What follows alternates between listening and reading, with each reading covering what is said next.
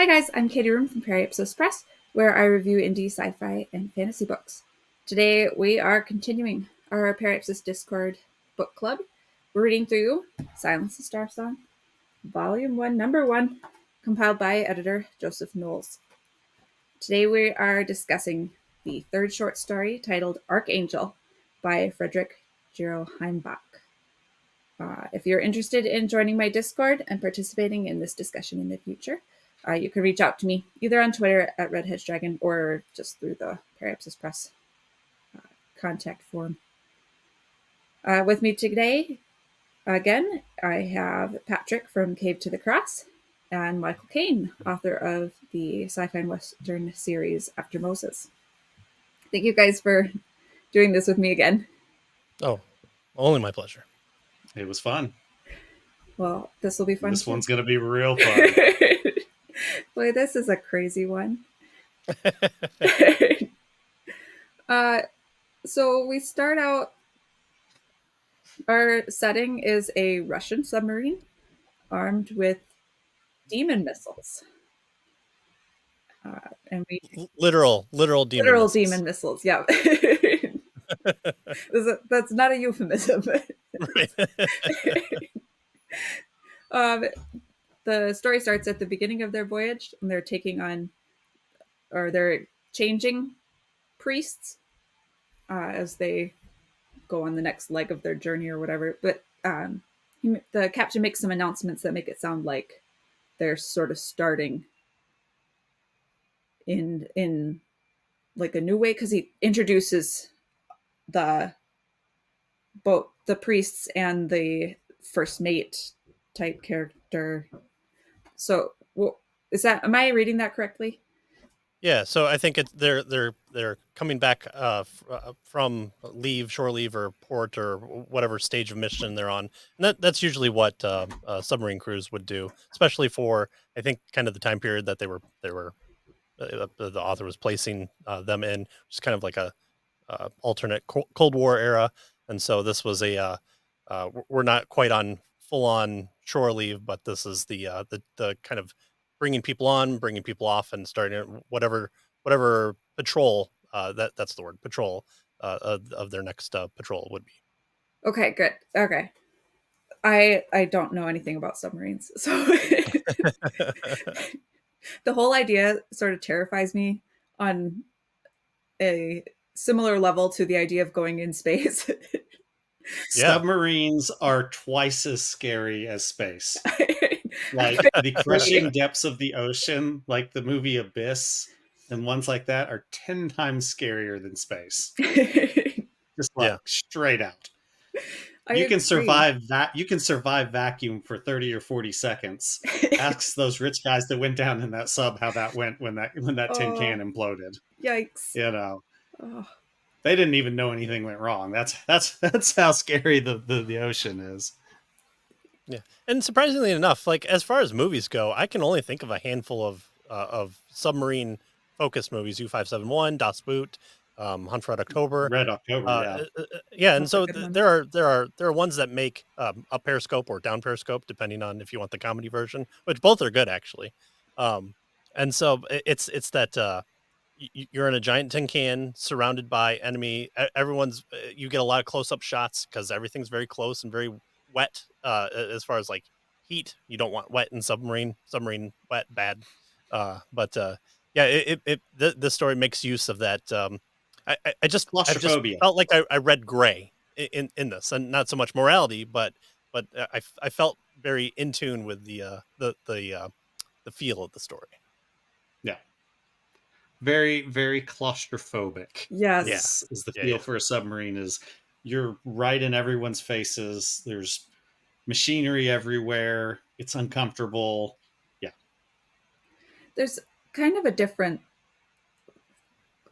element to the claustrophobia too, because in a lot of the space, like our ideas of traveling in space are very limited as far as the number of people on board.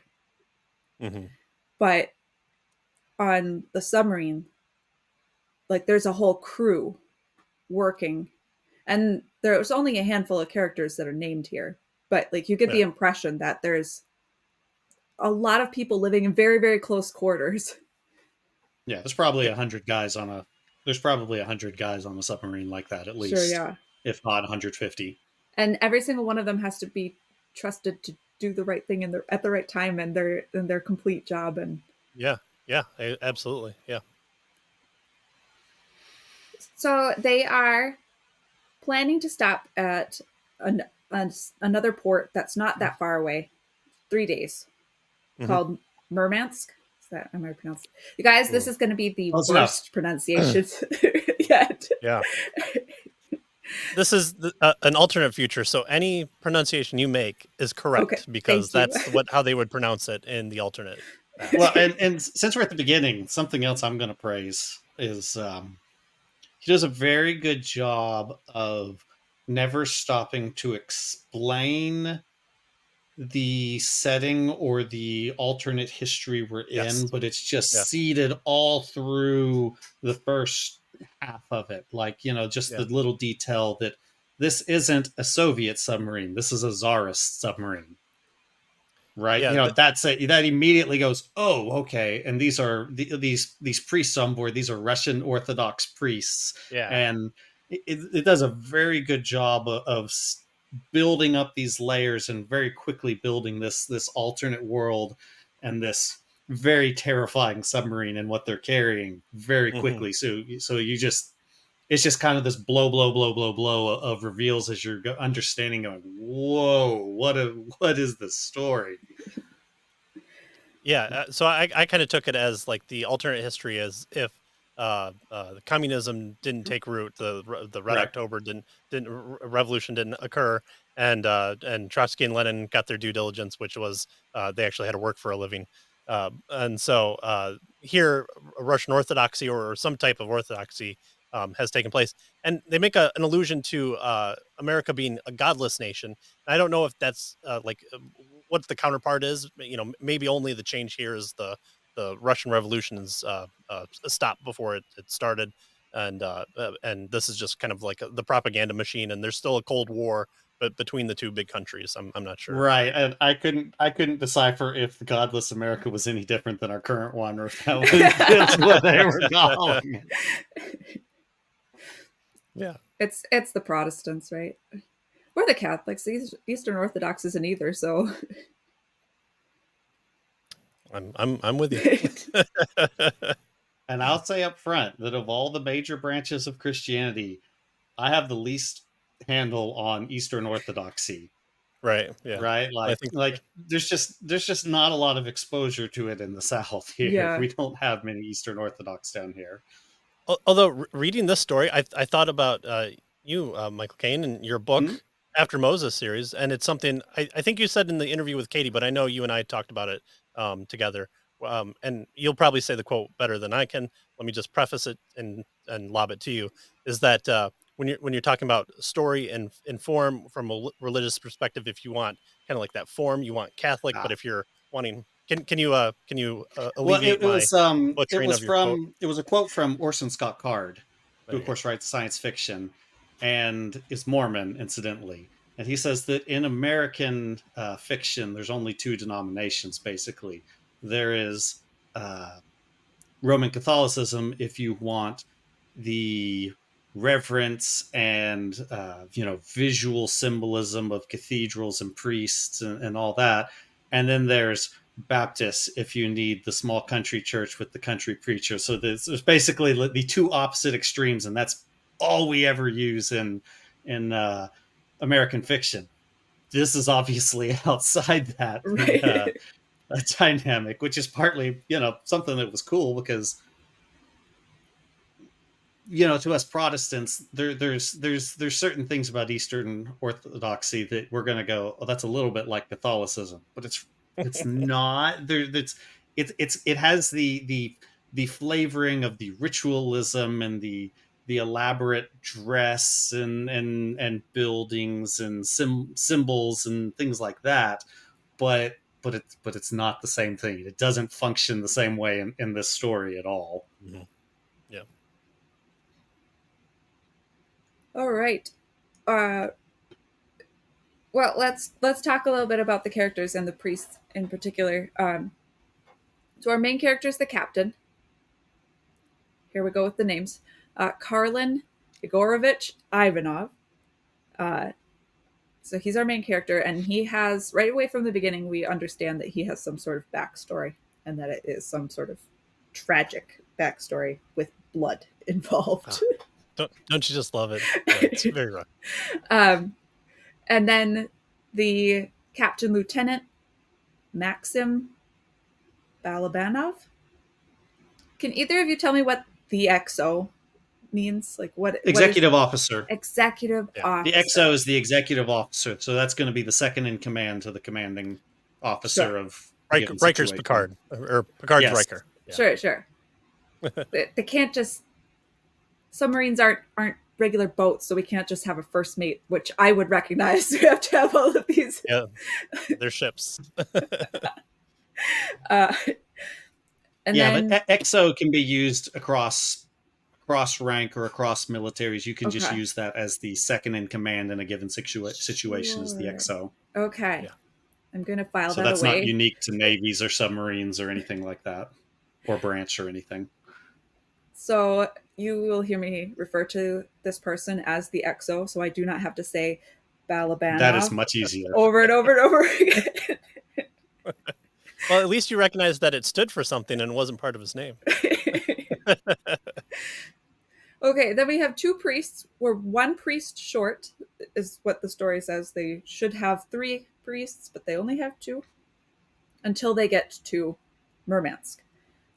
The Right Reverend Alexei Milkhailovich Abramov, which is just shortened to Friar Alexei. I'm assuming it's actually father. I had to look that up. Thank you. Yeah. Because I kept wanting to say friar too, and I'm like, that's not right. As soon as I said it, I was like, no, wait a minute, that's up. probably not Eastern Orthodox. I was several pages into the story, and I was like, nope, gotta look it up. Gotta look it up. He is the senior priest, and he is blue because he ingests a lot of silver, which is important for defending against demons. Just can I once again? This story is so good. This story has so many good things. I don't require any short story to be made into a full-fledged, drawn-out 10-page or 10 series, 1,000 pages, but I demand it here. I want to know everything. That's what I love about this, even if I don't get it. And he is their Archimandrite, as whatever. It means that he's the guy with the other key for firing missiles. Is what it means. But it's a fancy long word. And then with them is Father Pavel Gusev, who is the junior priest. Alexei calls him very young, but the captain is familiar with his work. Apparently he wrote a paper in seminary.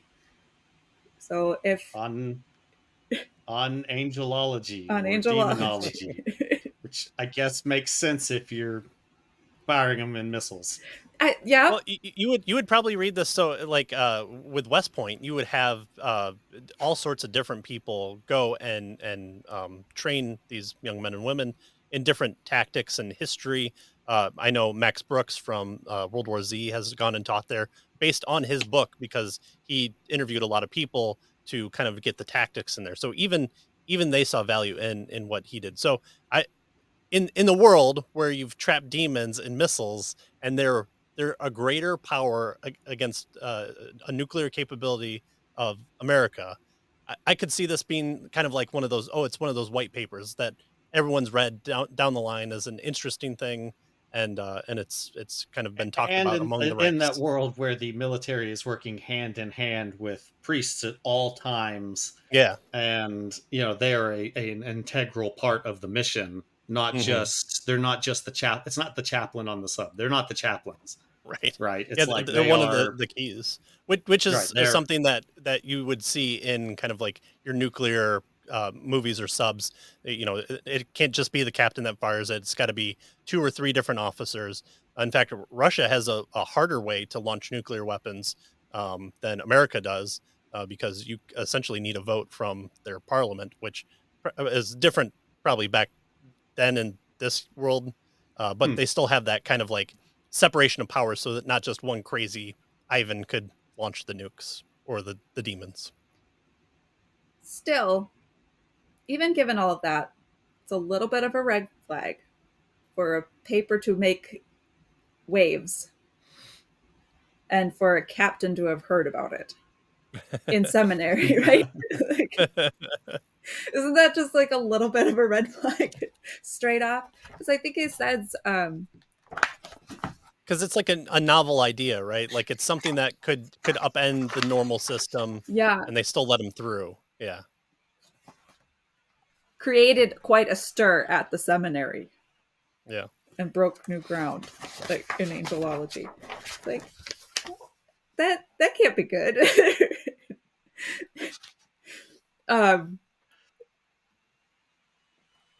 There are 2 other named characters: Senior Lieutenant Mirsky, who's the radio officer that the captain thinks very poorly of, and the Captain Lieutenant Laganov, who's the weapons officer.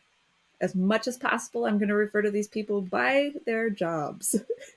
I think that is wise. As they're setting off, in his speech, Ivanov finishes his speech by saying, a submariner's greatest weapon is his piety. Yeah. So already we're seeing that it's not just the priest's job to keep like the demons under control, or the weapons officer, but like everybody in the ship is like there is a level of religious fervor that's expected. And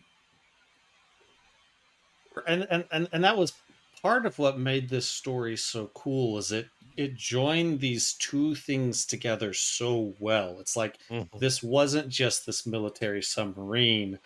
The captain is clearly very pious, and is basically telling the men to pray and things like this, is that they all should be praying to keep these demons behind this sealed door. Within the missiles are behind this sealed door, and the way that everything is wrapped up in this Eastern Orthodox symbolism is like there's this icon of Christ on the door, on the part of the seal, and there's holy water coming out every 5 minutes, and it's just everything all together, just this really interesting fusion of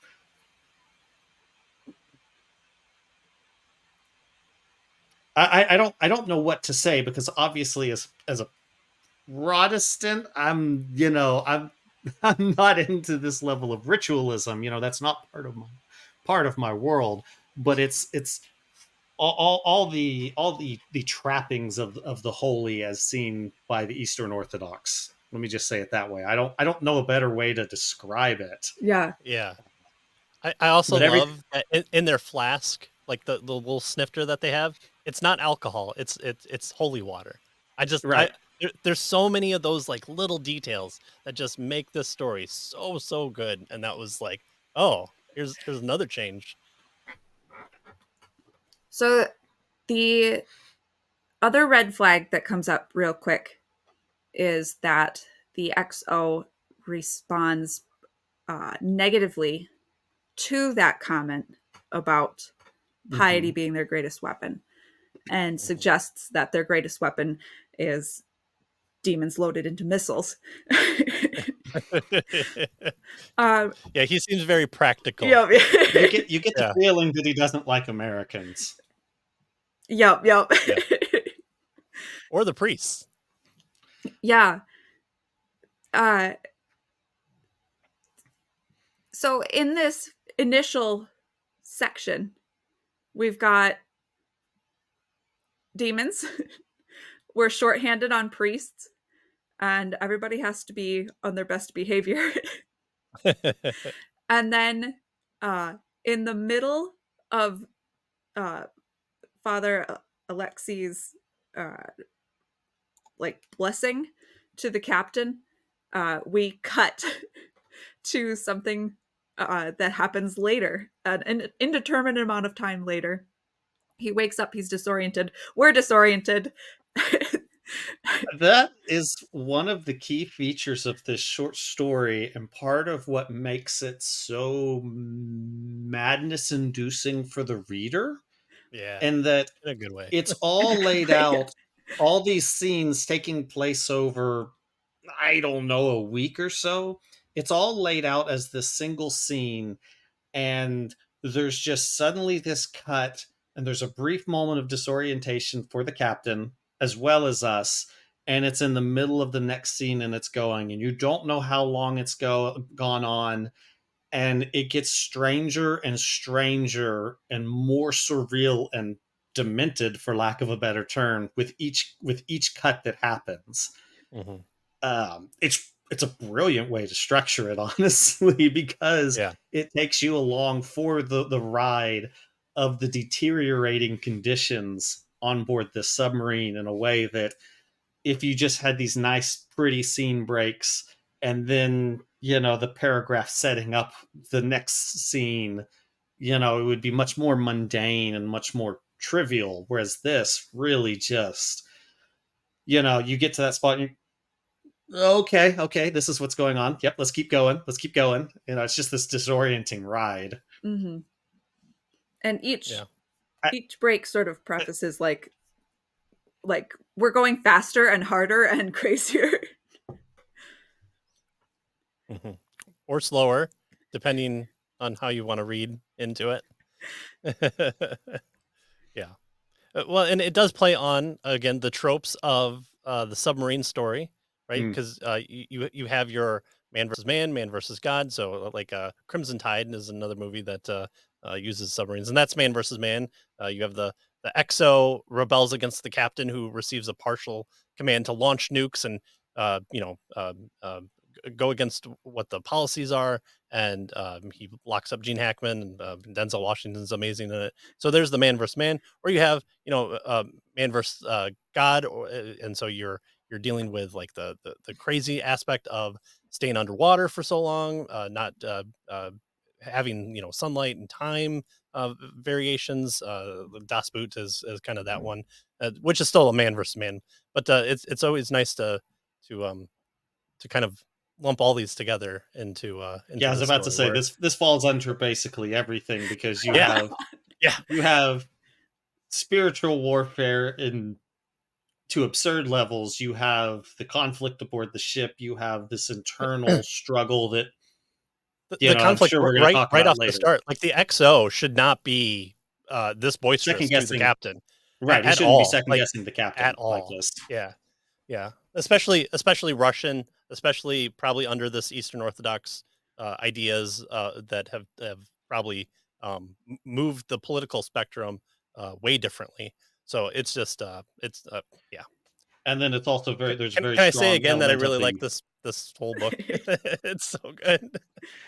and then there's also the very strong element of the man versus himself too, as Yes. you get more and more of this tragic backstory, and Yeah. how it's kind of worked into a redemptive symbolism built into it in the very end in this very dark sort of way. Yeah. So yeah, it's firing on all cylinders. I honestly I'm not even sure how to talk about and even approach breaking down past this first scene once it starts beginning these jumps. Yeah. Um, And how then to weird things structure a happen. And conversation about it, right? Weirder and weirder things happen. yeah. Yeah, Because as I said earlier today. he unfolds that character arc really well. It's not just Hmm. info dump, tragic backstory. Oh, and now I care about him. No, you kind of care about him either more or less, depending on, again, which way you want to read this. You could be like the XO, who wants to say "I told you so," or maybe you're on the crazy priest side of things, he seems like uh in the Frighteners, there's the FBI agent that goes after him, and he's like super crazy, but he's got like all the tattoos of like all the major religions to protect himself from the ghosts. And so that's kind of how I felt about the young priest here, is just his descent into madness, is full embracing of the demonic energy.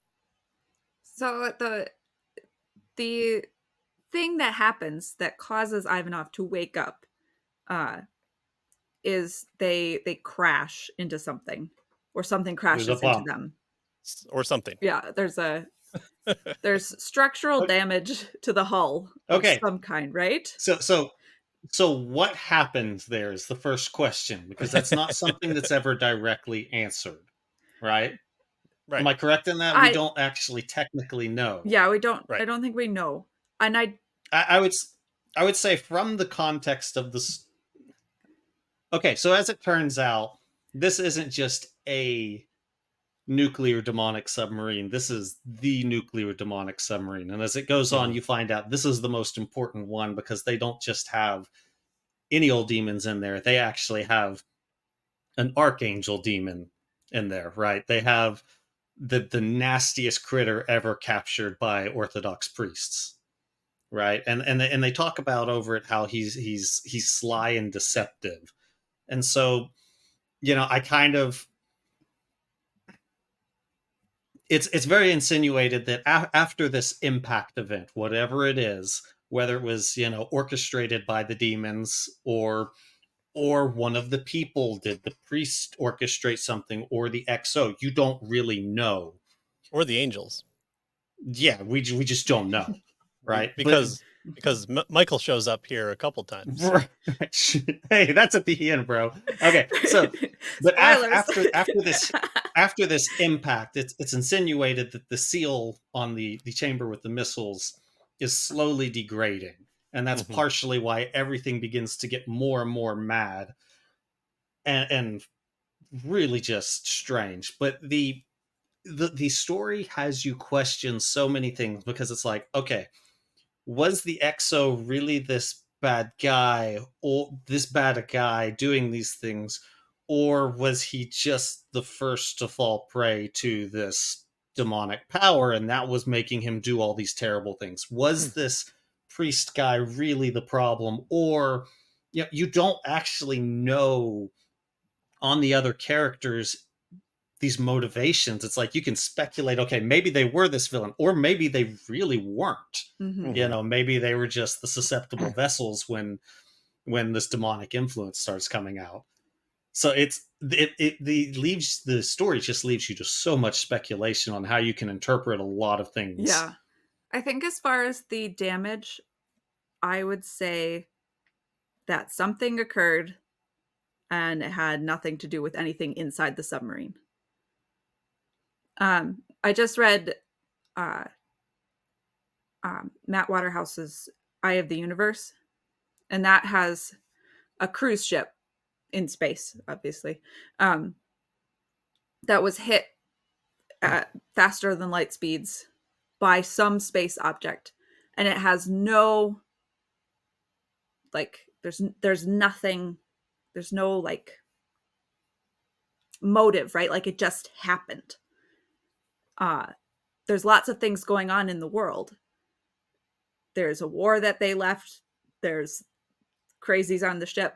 There's all kinds of interacting tensions, but the cataclysmic event itself had nothing to do with any of them. It just happened to them. And that's kind of how Patrick, I read it. What say you, Patrick? Because the thing is I can take it as any given direction. I'm not sure the story gives you enough information to know for sure, honestly, in any direction. So I tend to take it at face value, and then I question all my assumptions at the end. So I just go with, based on, they weren't lying to me until the demons broke out, which was in the middle, but maybe not. Yeah. Michael is not satisfied. Yeah. Something that definitely... let me say this. Go ahead. I think that there are a lot of things that you aren't supposed to be able to know for sure, and it's and there are valid possible interpretations in different way from the reader and from the character's point of view perspective. And then that's not saying that that the author doesn't have a, well, this is what happened, but we're seeing it through the eyes of this captain who is slowly losing his mind in this descent into hell, right? Yeah. So I don't know from the captain's perspective if every event we can say why and how and the specifics of it. I think we can theorize a lot, but I don't think the captain even remotely knows or presents enough information for us to always know on everything. Yeah, he seems to be the main character because, of course, you're going to follow the captain. You're not going to follow the cook, uh, and so he's the important guy here. It does kind of remind me of in Sandman. And Katie, I don't think you got to the episode when you were watching the TV show, but it's in the comic, and there's actually a really great uh, fan film where there's a scene in the diner and there's a demon in there, and it's kind of like the Martians landed on oh, I forget the name of the episode for the Twilight Zone, and you just kind of do a character study, but also all the crazy stuff is happening because a demon is manipulating everything. So there's like a murder happening in the background while two characters are discussing their relationship and whether or not they're cheating on each other is there. And so that kind of like, yeah, is all this happening for real, or is this, the demon manipulation, and are they all dead, or is they still alive? What happens? And so yeah, uh I will take it at face value, and then realize that the confusion is there on purpose because you're kind of taking part in that story. You're the Sebastian character reading the Neverending Story, and I'll Yes, try and get some more literary call outs in this episode too. the madness and confusion is definitely a feature, and it is one of the best features of this story. Yeah. And I just read this year, and I put it in my review, Harlan Ellison's "I Have No Mouth and Must Scream," which is kind of like the the tip of the point of when you talk about kind of like this eldritch horror, Lovecraftian, go crazy, but it's AI based, and it's that's written in like you're you're trying to piece stuff together, but the madness is just continuously kind of throwing you out until you realize the purpose of the story, and then actually within the scope of no hope, there's actually this little bit of hope that's within humanity. Talks about the human condition, as we tend to do in our fiction, and so this one does it the same, but the madness is more uh, put upon you because you're reading the story in kind of that third person form rather than first person that I Have No Mouth has. Well, it's certainly worth noting that the first cognitive break happens before the collision. Yes. Mhm.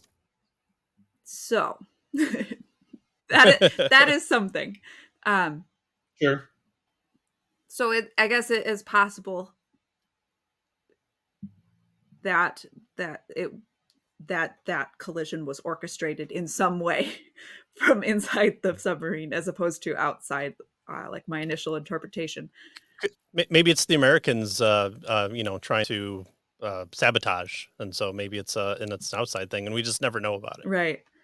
Yeah. I assumed that it was simply the mechanism by which the demons started to become less contained, because up until then, unless we think that just having one less priest on board was enough for them to breach containment in some way and begin doing stuff.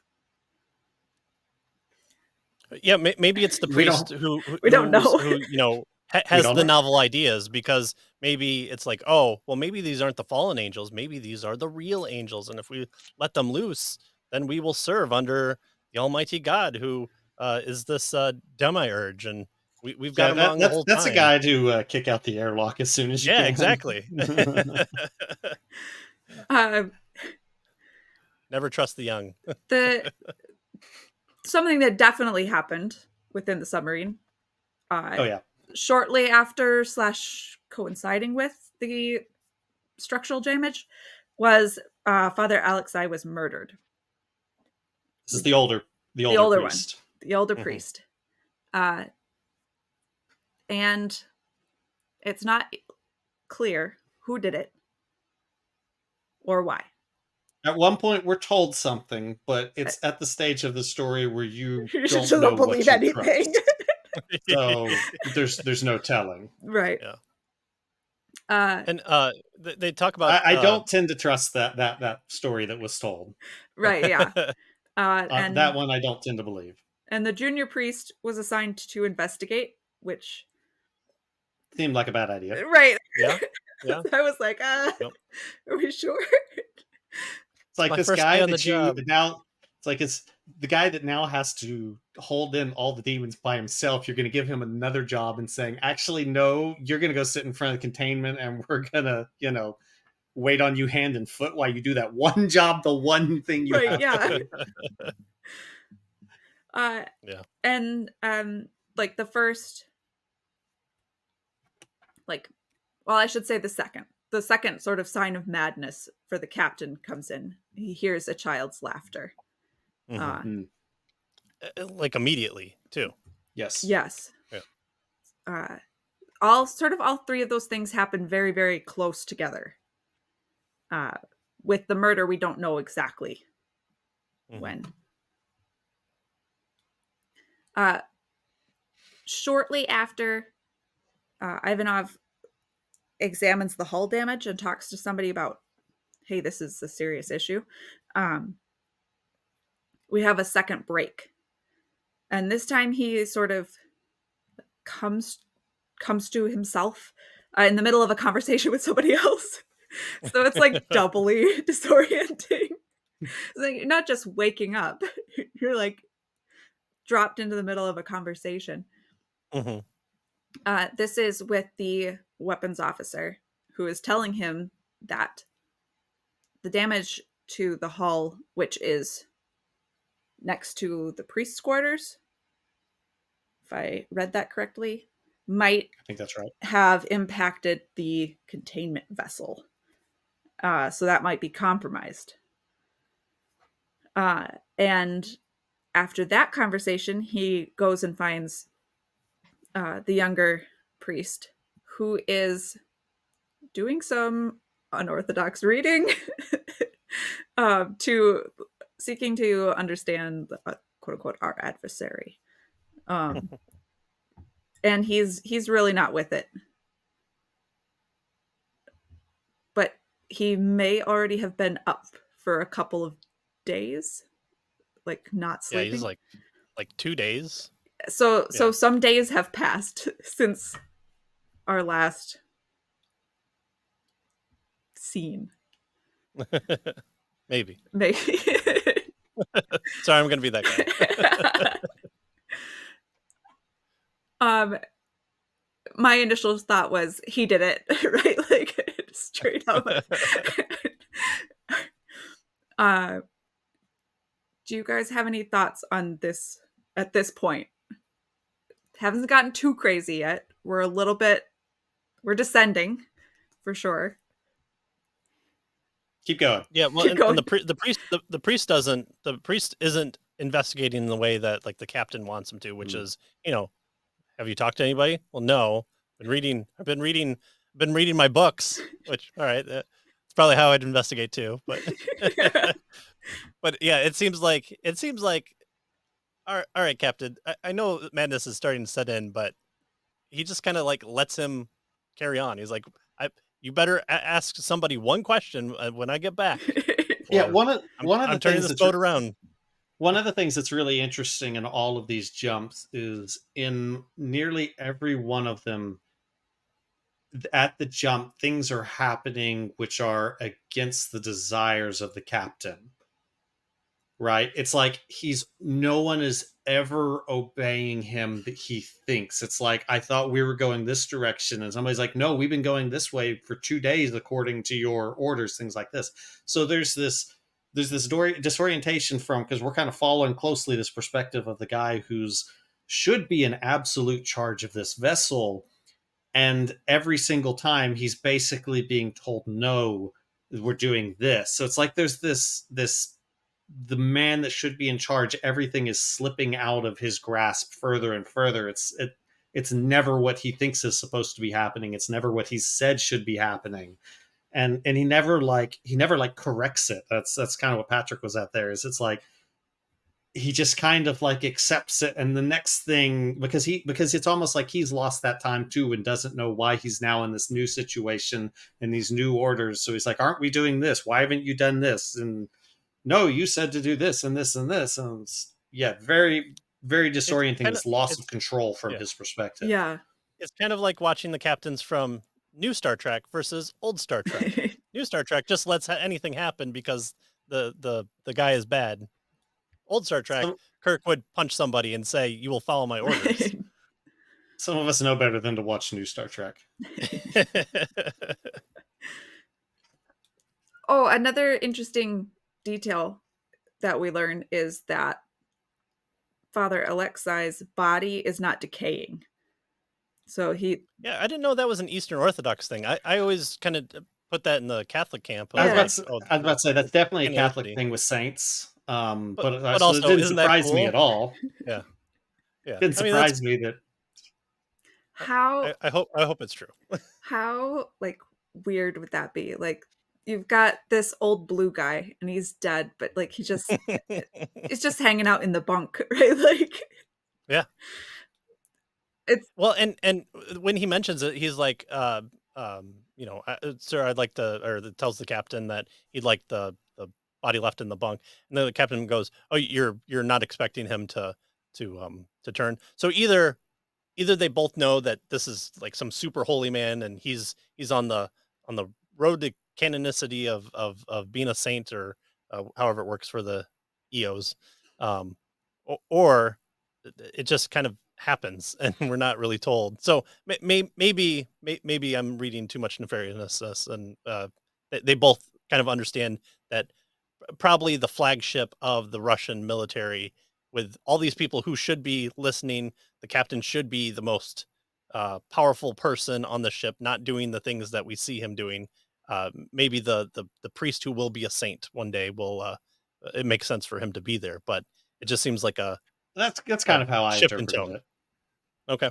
That's kind of how I interpreted it. That everyone knew that this guy was so important, that because the captain, does a lot to note his sheer presence, his sheer spiritual presence when he comes on board. There's a lot of description put into that. So I think okay. that was kind of that was the way I took it. Yeah, me too. Oh, good. Immediately after what's the next scene? Well, immediately after he talks to the younger priest, there's another break. And this time we are again talking to the weapons officer. There's not just cracks in the hull, there's cracks between the priest's quarters and the containment vessel, which he remarks that the cracks in the hull, like leaks in the hull, could just kill you. But these leaks are worse. The containment that won't just kill you. And then they receive a radio message to return to Murmansk, which we assumed we were heading for. Mm-hmm. The captain decides that the radio officer is crazy, or has fallen under demonic influence, and he determines this by asking the radio officer if he has heard anything or seen anything. One of the things he asks him if he's heard is child's laughter, which he has been hearing, but has not accused himself in any way of being under demonic influence. Mm-hmm. But when the radio officer says that he has seen a beam of darkened light coming from the containment vessel, he's like, "You're stupid, and you're removed from your post."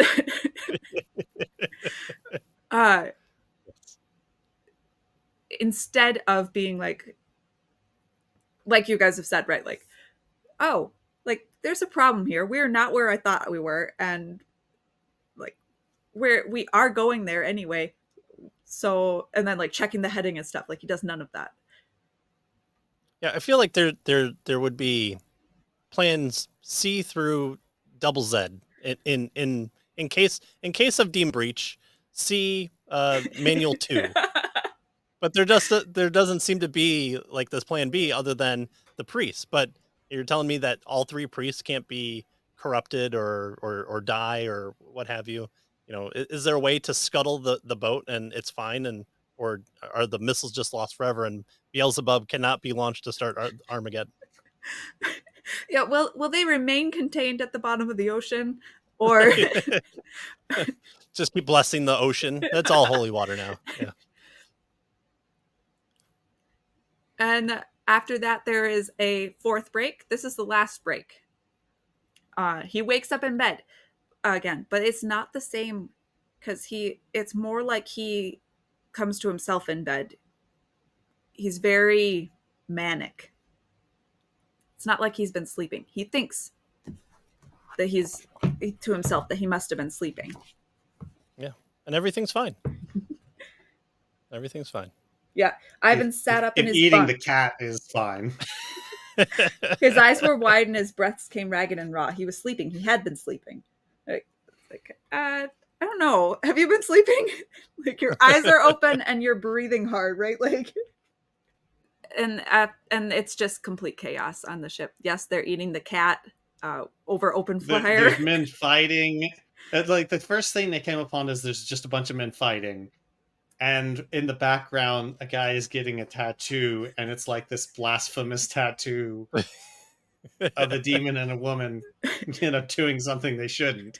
And it's like this just weird, dark detail. You're like, that's just disturbing, and that's basically how things are at this point. At this point, it's like, oh yeah, the humans aren't in control of this boat anymore, right? Yeah.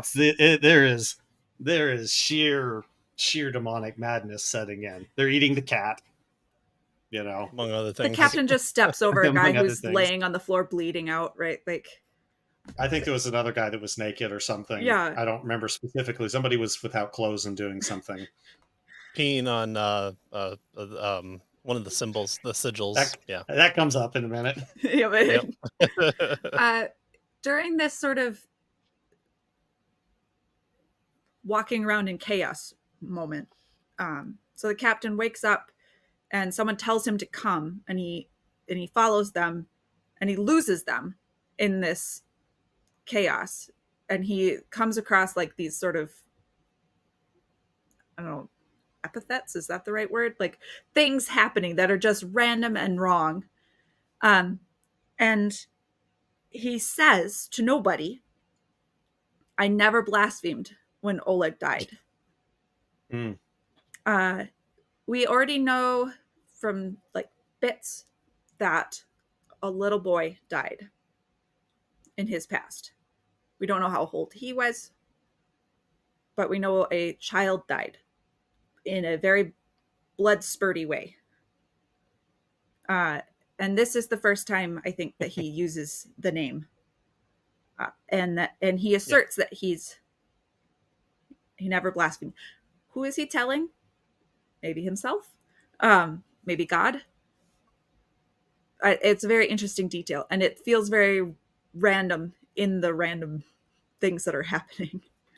Yeah, you say that, but for me, that's one of the moments where that's like the first aha moment in the story in a way. Sure. Because it's so specific, it's not random. Mm-hmm. That's a very key piece of why he's been having these kind of pseudo flashbacks to this boy that you talked about that died in this horrific way. Mm-hmm. And right there, you begin to pick up that there's a very deep guilt complex, where he feels this deep responsibility for this thing that happened long ago. And so it's that kind of that first unraveling moment where you go, okay, this little side thread is really is going somewhere important. This is interesting, and we can come back to it later when we have more. But like, because I have a slightly different take. I agree, okay. and but I have like Yes. Sure. The next, like, thing that's happening is that the icon that's painted or embossed on the containment vessel is cracked. And the captain's first thought is to prop the old priest's body up against it because he was a saint, right? But it turns out the XO has tossed the body overboard, which is kind of a funny detail. Look, I'm not Eastern Orthodox, but that seems a little rude. Like, if the guy's not decaying, I'm keeping him around no matter what. So that's a red flag. Yes, but if you're the demon controlling people, you want that body far away from you. So you're going to manipulate it. Yes. Oh yeah. Open the torpedo hatches. Yeah. Fire tube 1.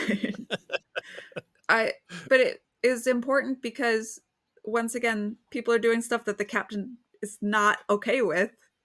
Because it means that they actually went to the surface, tossed the body overboard, and then went back down, all without him being aware, or like without him remembering at this point. And the way that the young priest talks about it, it was like the XO who did it. So it wasn't like, you said we could do this, right? Like no, the XO did it. And then Ivanov almost punches the priest, which I think is a very interesting detail. Okay, maybe I'll just say this now. Like you landed on guilt, and I landed on anger. So I think there's probably both. Because the reason he wants to punch the priest, I don't know if it's immediately clear in that passage or if it's a little bit later where it links backwards, is that he was angry at a priest related to the incident of the child dying, and so he's more and more, as this goes on, he's conflating this past event with the present as well, and linking them together.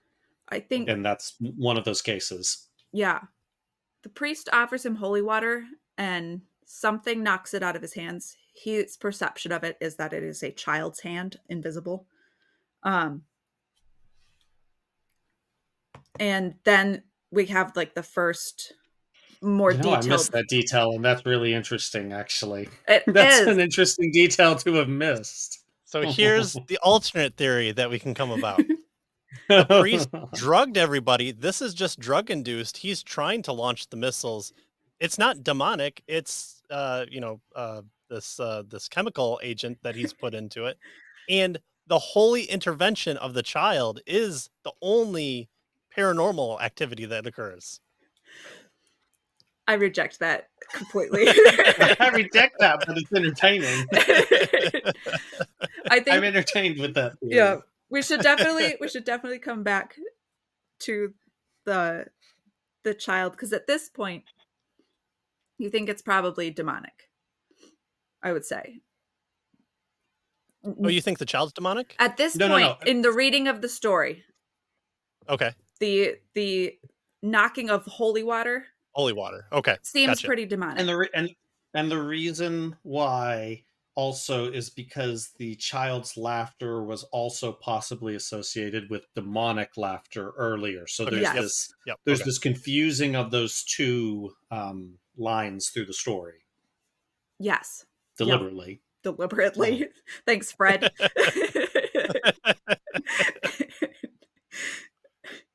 Fred's going to be like, I didn't mean that. I don't know what you're talking about.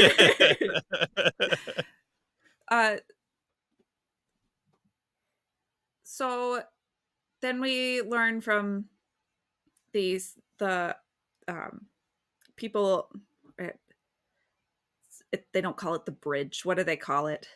The people who are where things happen to make the submarine go. Command and control. The control room. Thank you. Yeah. they tell him that they've been at sea 6 days, going in completely the wrong direction. And he also has a moment where he concludes that God has abandoned them. I like how that's the breaking point. It's like 6 days. Oh my goodness, God has abandoned us. Well, I think like at that point he was like undeniably like, I'm not right. The submarine is not right. Like we there's not really any This way whole to get system's this out of order. back Yeah. on track. I think at that point he sort of sees it as a lost cause. But he says he also has like another interesting thought where he sort of says that like he's held up his end of the bargain and God hasn't. And God allowed not just allowed, God led his brother to his tragic death. And then we get a very, very graphic scene that really screwed with me. And it's because I have a 2-year-old right now. And it's very bloody and sad. And Ivanov was 6 and feels some guilt and some anger specifically directed towards God and the priests in general. So very interesting details in with the things that are happening. The next thing that they try to do is seal the containment vessel with silver. And this is prevented once again by something invisible knocking the tool, this time out of the priest's hands, which sort of supports the possibility of the child's hand knocking the holy water out as being demonic. But we'll come back to that. Right, I was about to say this one feels more like it was demonic. Sure. Or the crazy priest just dropped it on purpose. Like, right. Um, But there is the child laugh again. Of course, it's presented strangely. The laugh is presented strangely this time. A child laughed long and lustily, full of innocent delight.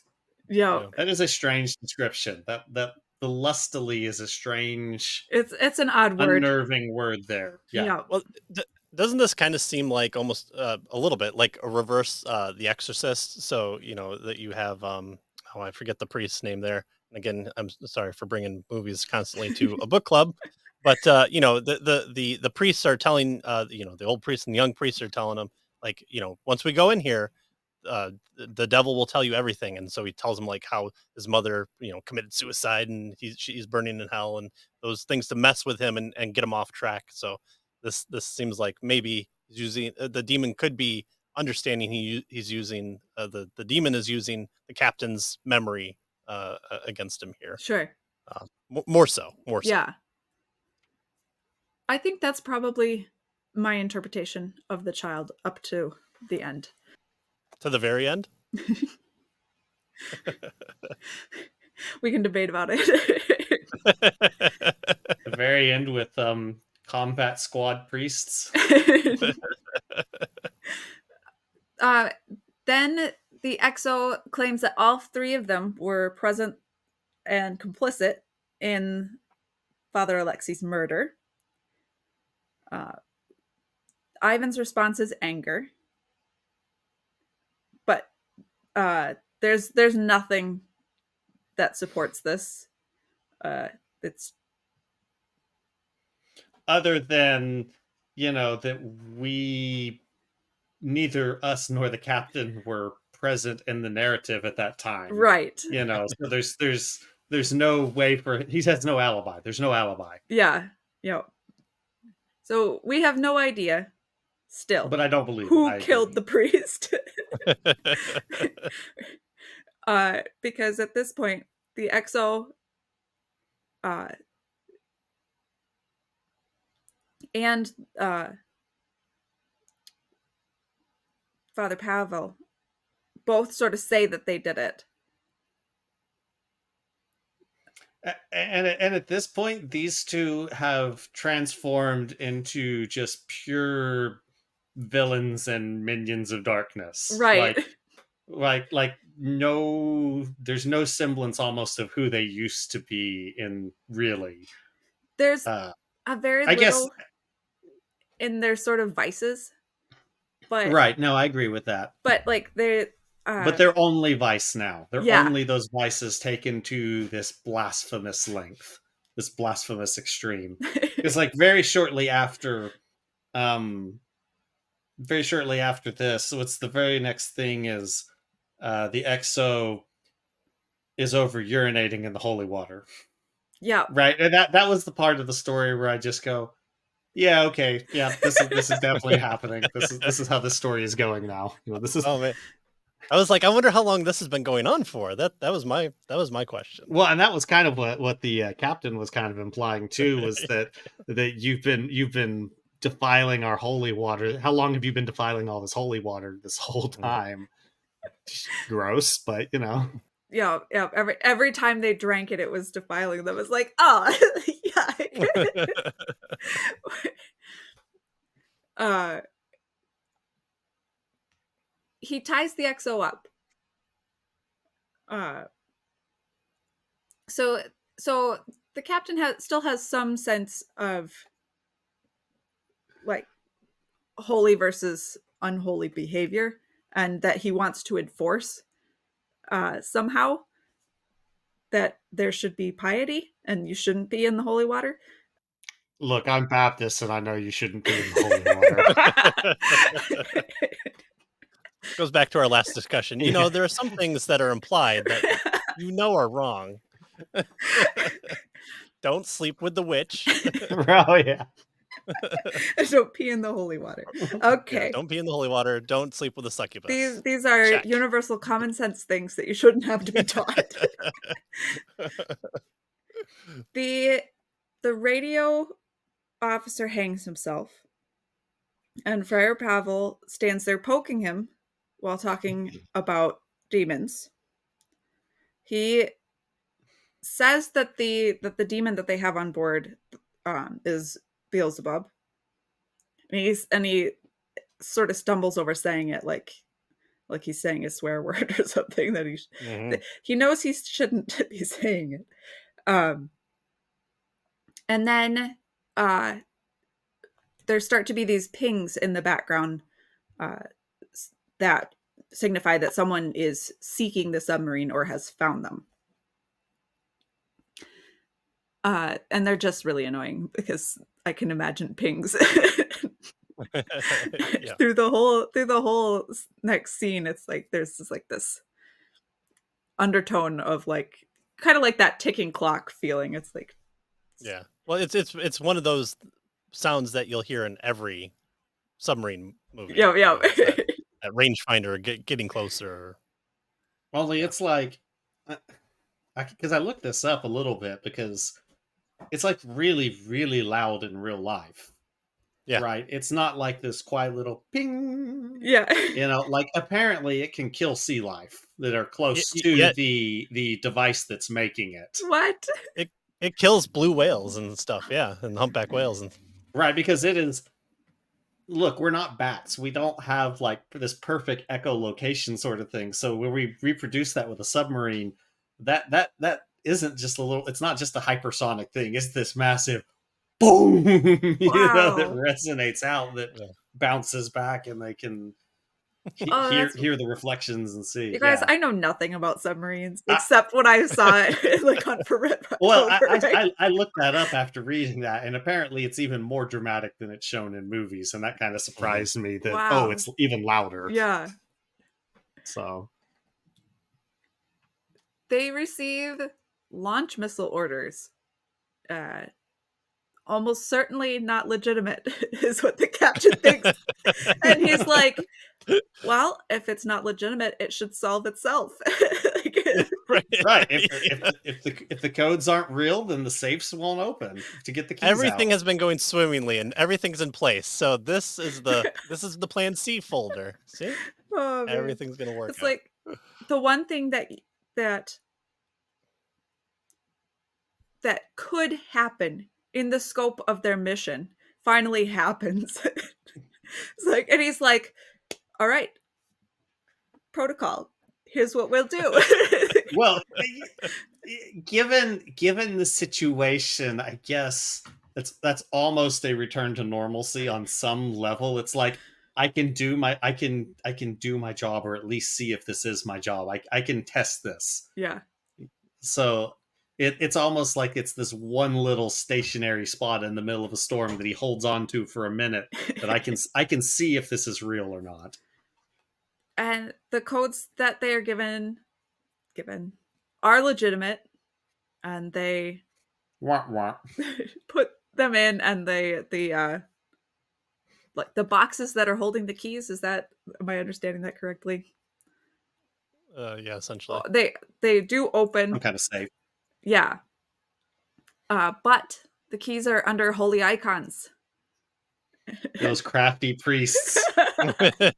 They were Here's thinking plan ahead. D of the folder. I think it's really interesting because all three of them have a different reaction, but it's all the same reaction, if that makes sense. Yeah. Oh crap. Oh crap. Oh crap. Yeah. Together they cried out. Balabanov, the Exo, in rage, Father Pavel in fear, and Ivanov in confusion. And the Exo, rather predictably, pees on his. At this point, I was like, of course he does, right? Like, well, he touches how much it. more does that man have? Well, he grabs it, and it's like burning him, and he's screaming. So he pees on it and on his hand. Yep. In order to, yeah. I don't have anything else to say about that. Yeah. There's nothing else to say. That's And just at that point, that's just the crazy detail. You're like, yep, this is happening. of course it is, because of course it is. Father Pavel takes his out. It doesn't burn him, but like he puts it down, face down, somewhere else, and kind of. It's just with a reaction between a giggle and a retch. Yeah. Like he's kind of losing grip on reality at this point. Yeah. And then Ivanov can't touch his at all. He can't move it. He can't yet. There's another interesting detail here. There's another interesting detail that started further back, and that part of this opening procedure involves like chanting and prayer and singing from other crew members. And so the two men open, says the two men were free to act. They pulled out their keys and inserted them into the launch computer. And while this is going on, the choir is singing. So the choir strained louder as they sang, doing battle with the ever louder sonar ping. So I'm imagining like this full Russian men's choir, as it's devolving further into chaos. Yeah, and loud. This part was amazing. I got to listen to the Russian Red Army Choir and Orchestra when I was a freshman in college. Oh, fun! And it was great. Oh, I bet that was cool. Oh, so good. I sat next to a nice Russian lady, and she goes, "Oh, how do you know them?" I go, "I watch a lot of Russian World War II movies." These guys I know from Hunt for Red October, and so she's like, "Oh, have you met my daughter?" And I was like, "No," and nothing happened from that. But what a story that would have been. She's like, "Oh, you watch war movies? Sounds like an ideal son-in-law." That's right.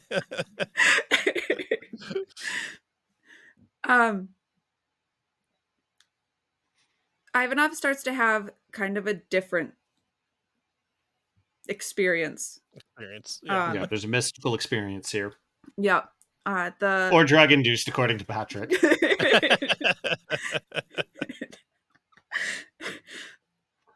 the blessed child on the icon, which is Jesus as a small person, sort of becomes his brother / still Jesus. And he has a scroll that he invites Ivanov to take in a like sort of tug of war game that is described as playful, with neither of them really trying to take it necessarily at this point. And he sort of surfaces from this vision temporarily to realize that he is pulling the sub up, like he's taken over the helm or whatever they call it. You got it. You guys, like I have all of these words for like medieval like sailing boats, vessels. Like I have nothing. 10 degree up bubble. They do it based on XYZ because you're floating in space. The idea being that whoever's looking for them will be able to find them, and the exo and the priest are both upset and telling him to come back and use his key. Yeah, so is it that the demon is still within the confines-ish of the tube, but I would think that he would want to get to the surface because out is better than in, but he wants launch more than up. I think right. so. He wants launch. Yeah. Yeah. He wants launch. Yeah. Because at this point, too, it should be noted that the choir has turned into a demonic and tuneless howl. Yes. the choir singing in the background is no longer very nice. But there's still a sense of order because they are a choir. Like this calls them a choir. Yeah. The child says, "You've been hiding from me." When his brother died, they were playing hide and seek, and he was hiding. So he responds as if this is his brother saying, "I never meant for that to happen to you." But it's also possible that this is the Christ child saying, "You've been hiding from me." He doesn't correct him. And he calls him my brother at one point. And it's all very both and. So it's both and, right. Yeah. It's both and is how it works within the context of the story. And then he tells him to let go of the scroll.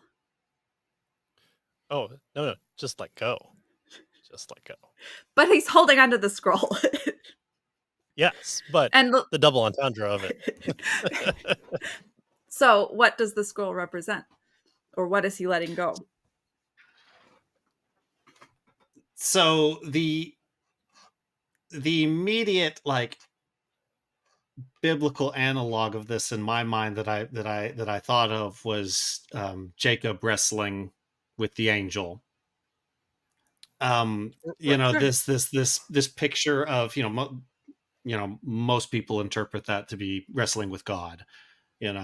This physical confrontation that's not really about this physical confrontation, and that afterwards Jacob is forever changed and he's no longer this trickster afterwards. At that point, he's mostly he's Israel, right? And this is clearly a really important story in the Bible, because again the God's people through the Bible is named after this story, Israel, right? So that was the part of what I was thinking about, was this was his wrestling, his contending with God over this item in the past. Can you say specifically what the scroll is? Not, you can't really. Revelation 6. Revelation 6. This is the scroll. This is the scroll. You're going a totally different direction. Okay. Yes. We're going to explain this really maddening short story with a quote from Revelations. Here we go, Patrick. This is the scroll with the seals that unlocks the end times thing that Beelzebub comes later in the story, but he comes and makes war. The locust weird thing beings, they come. That's the thing. They have the Archangel Michael or whoever stole it, brought it down to the Russians. They have it. Here's their breaking of the seal so they can launch the missiles. Revelation 6. All right. I like this Huh. story a lot. Huh. That is not anything that was on my radar. I loved your face through his entire explanation.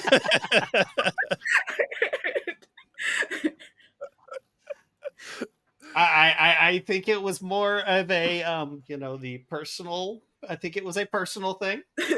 Both and But both and. So it was symbolic of his decades of bitterness and anger with God, and also the scroll in Revelation 6. Yeah, so that was my whole, interpretation. Was much more personal. Yeah, I think I'm with Katie on this one, but this is entertaining. Please continue. It is because only the one slain who is the lamb slain can is worthy of opening the scroll, and so that's what he has to let go of, is not being the one to do it and have control over the earth, because that's what the seals represent, is that control over the territory, and the earth is the territory. So here's the culmination of Jesus coming for the final time. I won't go further into that because we'll get into a different podcast. So if the author of this reads this, he's either going to be going, "Yes, somebody got it," or he's going to be going, "It was all drugs. It was all drugs. It was drugs, and also it's the end times."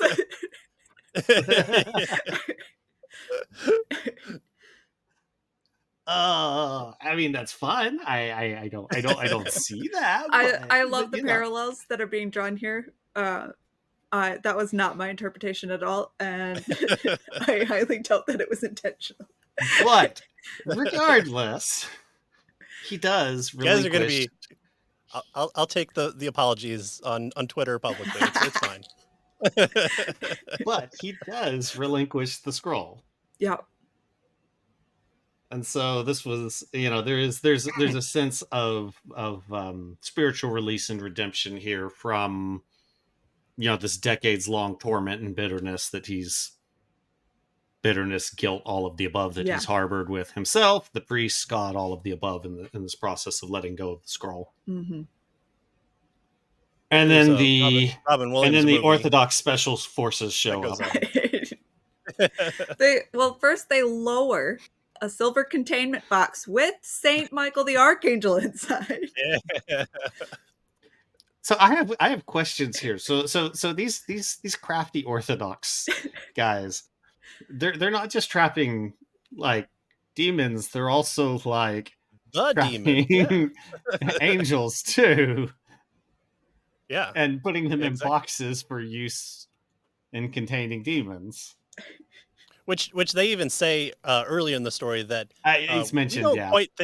We don't quite have control that we think we have control of Michael. Yeah, Father Alexei is a little bit. He's not fully on board with the whole using demons for war thing. What possible bad thing could ever happen that would tell us? I do really appreciate the links the story went to go, what's worse than nuclear weapons on a submarine? This is the nuclear proliferation message. This is how you escalate past nuclear warfare. Trad Pub, this is how indies get a message across, okay?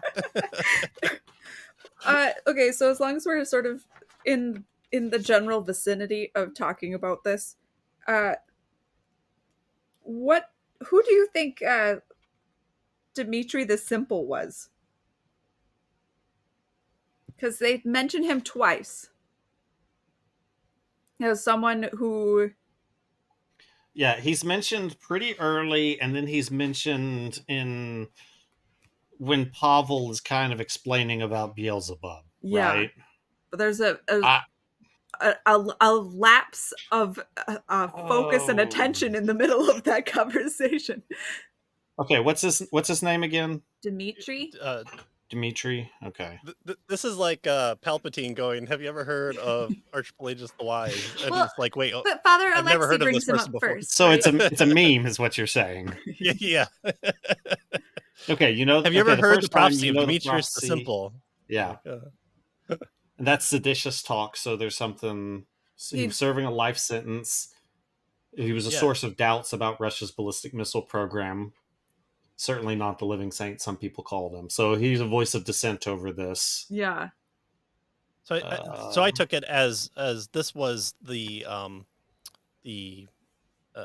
trainer of the priest, the young priest, who he wrote some weird things, and some of the weird things sound really kind of like the guy who's in prison forever for unknown. I'm gonna go that I don't think he's super important to the plot, and that he's more of a setting and showing of kind of that there's more going on here than just everybody's all on board on this. I don't know. I don't think he's particularly. I could be wrong, but I'm with Patrick here. It's like, I need more. Could we have... you want a novel story set in this universe about Dimitri the Simple? Yeah. And they'll be twins, and one of them will cut off their hair with a lightsaber, and it'll all make sense. Why would you do that? It makes... I'm not going to be distracted and into talking about Jedi hair. But I must be missing the previous conversation. You're not missing anything. This must be a previous conversation. You have to have seen that video of the girl like leaning forward and chopping her hair off. Yeah. It looks dangerous like that. Oh, it's certainly dangerous, but that would stink. It would smell so bad. Like, you guys. And then the ends of her hair would be my hair on burnt. fire, so I've heard that, but I don't, have any personal lightsaber experience is a gentleman's weapon. It's not a gentleman's weapon for cutting hair. So, sorry. Saint Michael is lowered on basically a chain in a silver box, and pushes the demons back into their... He and Beelzebub go to war and pushes him back into his containment. And then Friar Pavel and the XO are shot. Yep. The Metropolitan Archbishop of St. Petersburg drops down, vested for war, clad in breastplate and greaves of silver. This is War Pope in action. Just sick. He raised his crozier, elbows jutting out, and declaimed the rites of exorcism. More bishops wearing pectoral crosses big as falcons descended with silver nets and took up positions around the room. I love it. It's amazing. It's awesome. These guys are the backup team for the most important weapon devised against America.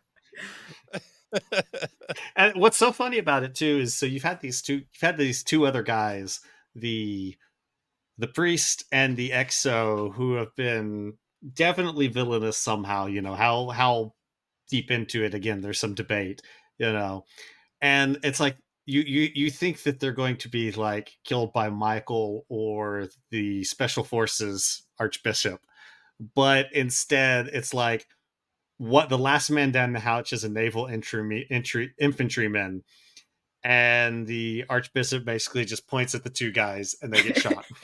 It's like they don't even get killed by the cool priest. Yeah, it's just the one guy with a gun shoots them. But Ivanov uses the icon as a shield, and just moves it wherever the guy aims. And that's basically how it ends. Yeah. Yep. It was Amazing. It's really cool. It's a pretty amazing short story. I would say, so I said that the first story in this magazine was kind of typical of my experience of indie short stories in anthologies, that it was a nice simple setup and then punchier action without subversion or twists or anything like that. And I would say that this story is sort of like the other side of the coin, where it's like you just don't get this kind of like wild crazy ride from anything short story from Trad Pub with any kind of resolution to it. This has like, it just goes off the rails and then still comes down to the end to what amounts to a happy ending, right? Yeah. The focus would have been on the debauchery with Trad Pub. Yeah. How blasphemous could we get it? How sycophantic could I make you gag in 22 pages? Yep. And then the idea of redemption wouldn't even enter into it. No. Or the fact that the holy actually is the holy. Yep. There isn't, there's always the well, I mean, there's the meme that goes around about every 12 minutes on Twitter these days about how it's the SpongeBob meme where the guy's talking about he's ordering. Oh, yeah. And he's ordering. It's an evil. It's a story about an evil church and all this stuff is like daring, aren't we? Because it's like every story these days has to invert, and turn the holy into something secretly insidious. Mm-hmm.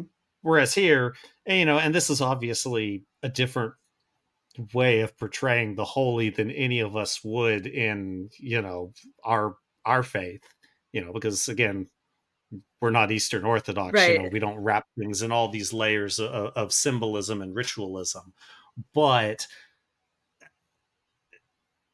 it works no matter what. I mean, you recognize this is there's never this clear, it's always clear what is the good and what is the not. You just don't quite know how it's going to end. Is it like, is there anyone actually pious on this submarine that's going to be saved is kind of the question. Mm-hmm. It's not really ever questioning, is God good? It's like, is there anybody that's going to be saved from the submarine? No, there is not one. Yay, no, not one. Right. For Okay. holy intervention.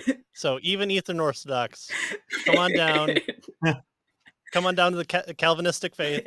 You want to. I was using practical language and not theological language. I said good. I didn't say righteous. You guys are the authors and the reviewers. I'm the reader. I don't have to care about that stuff. But just broadly speaking, part of why this story works so well, and I wasn't here for the conversation on the first story, but I know what you're talking about. Just kind of a setup and a punch of action, and this story really exemplifies the strength of short fiction over long fiction. Yeah. The strength that short fiction is able to get in with an idea, possibly an absurd idea, get in, hit really, really hard, and then get out. In a way, with the tension, you never have to release it, right? So, like, right. David Room's Gero's Revenge, that I may have mentioned on the show before, or someone might have. He does action really well because it's quick burst of action and then over with, because it's shoot, take cover, breathe, and that's great. But here it's just like descent and descent, right, and descent, and madness. You track a long story, right? And I got to see which way I've got. Where is that? A long story is going to have ups and downs, and it rises, and it rises further and further, and then eventually you get to this climax, this highest point, and then it you have this drop down. Whereas a short story like this, it's a single peak. Mm-hmm. It's a single peak that's more like some kind of sine curve where it's gradual, and then it shoots up really fast. Yeah. And again, like I said, the other thing is, we've reached a day and age in a lot of circles where we like to make fun of Isaac Asimov, and Isaac Asimov is, he was a guy, right? There's all sorts of things to criticize about him, but his real genius was really in his short fiction, right? And there's some 400 odd short stories, and as a teenager, I checked out those short story anthologies a lot out of the library and just loved them to death, because where he was really good was taking 10 pages and doing something like this, where it was an idea, you're like, who thought of that? It's like, why would this ever darken the doors of your mind? What's wrong with you? So it'd be this one single up, you'd hit this point, and there's so many of those Asimov short stories I grew up with that I really just remember that one single point, and then it drops off because it's just some very novel idea. And that's, like I said, that's something that short fiction can do really, really powerfully, to punch really hard and then just get out and leave you going, what did I just experience? And so that was done great here. This was a great short story. Yeah, this was I would like to hear kind of how this was structured. Like, what was there, what was the kernel that birthed the story, and then, like, where did the ending come in? I know the ending that I want. Now I gotta find the story that fits that. Or was it the other way? So this would just be a lot of fun to hear the author add some of the meat behind the curtains. Yeah, I agree. So yes, resounding, we recommend this one for sure. I would buy the book for this one. But that's not to say that there aren't more good ones to come, because actually the second best one, in my not humble opinion, because it's just an opinion, is the next one that we'll do. Oh, fun. The next one was pretty good too. It's pretty weird, but in a much more mundane way. I don't even know how to describe it, but it's pretty good too. There's some good humor in this one as well coming up. Very different. Awesome. Very different. I'm really enjoying reading them one at a time, and then having you guys sort of like give me like just like a little bit of what to look forward to. I didn't finish. Because this was right when I was publishing the last book, so I don't remember where I stopped. So eventually I'll get to a point where I'll have to maybe get ahead of you again. But I've definitely read the next couple. Oh, yeah, right. The next one's good. I like this one too, Patrick. Yeah, there's a lot. The Two Godly Fishmongers: A Tale of Strange Providence. Ooh. I'm pretty sure is it filled with it's Presbyterians, isn't it? Isn't it a bunch of Presbyterians? Probably. Are we finally going to be represented here? One of these days I'll be able to see myself. I'll be able to see myself in your guys' fiction. So. Oh, what kind of Presbyterian? Old like 1600 or 1700 Presbyterians. They're not PCA, don't worry.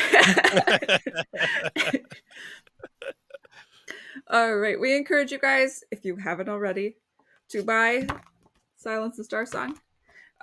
By the time I post this video, the crowdfunding campaign for the second volume will already be closed. So I hope that you guys have already backed it if you're interested. But there are 3 issues of volume 1, including this one. And this one has this story in it. So as Patrick has said, buy it for this one. Buy it for all of them. There's not a bad story in this. Again, my opinion, which is what you guys are here for, clearly.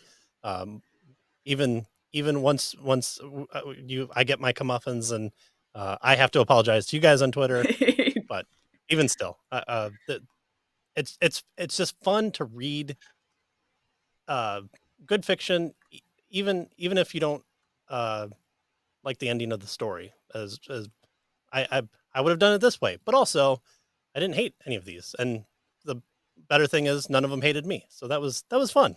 I'm not used to this. I've read The Devil's Dictum and Ronald Reagan's Brilliant Bullet by Frederick Gero Heimbach is his full author name. And both of those are reviewed on Periapsis Press. So you guys know I only post reviews, stuff that I recommend. So definitely check out Fred's other stuff. He has... Well, they will have to go on the long, long list of at least one of them will have to go on the long, long list of to be reads. Right. I'm going with the Pirates one. Yeah, The Devil's Dictum is probably my favorite of the two. The United States founded by pirates, and that one I have recommended to people before with just that. Once again, if you guys are interested in joining us and want to talk with us like this, you can always reach out to me on Twitter or through the periapsispress.com website, and then you can talk about them as we come to them. Otherwise, if you're watching this on YouTube, leave a comment, like, subscribe. Thank you to Patrick and Michael for joining me again. I really appreciate you guys' input, especially on such a fun story. We went a little bit longer than we have with the previous ones. And so, yes, join us, because I can't be the only wrong one here that espouses like I know what I'm talking about. So come join us. All right. Thank you guys so much for joining us, and have a great day. Thank you. Thank you.